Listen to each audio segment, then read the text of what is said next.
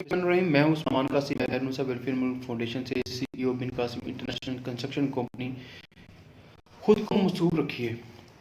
اگر آپ اپنے آپ کو مصروف رکھیں گے تو آپ بہت سی نیگیٹو چیزوں سے اپنے آپ کو بچائے رکھیں گے۔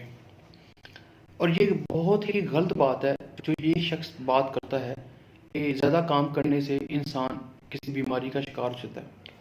ایسا نہیں ہوتا کبھی۔ اگر آپ اپنے آپ کو کسی کام میں لگائے رکھا ہے آپ نے، تو وہ آپ کے لیے بہت زیادہ فائدہ مند ہے، کیونکہ قائد اعظم نے بھی کہا تھا کام کام اور کام۔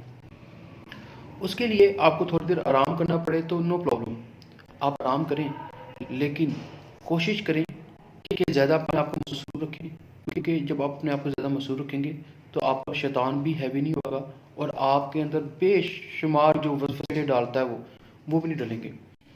بالعموم یہ کہا جاتا ہے کہ نروس آدمی کو زیادہ کام نہیں کرنا چاہیے۔ یہ مفروضہ سراسر غلط فہمی پر مبنی۔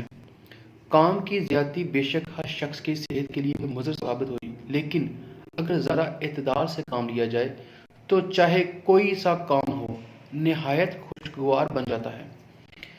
یہ امر واقع ہے کہ مفید کام یا اہم فرض کی تکمیل کے بعد انسان کو ایک بے پایا سکون اور اپنی زندگی کے بامقصد ہونے کا واضح احساس ہوتا ہے۔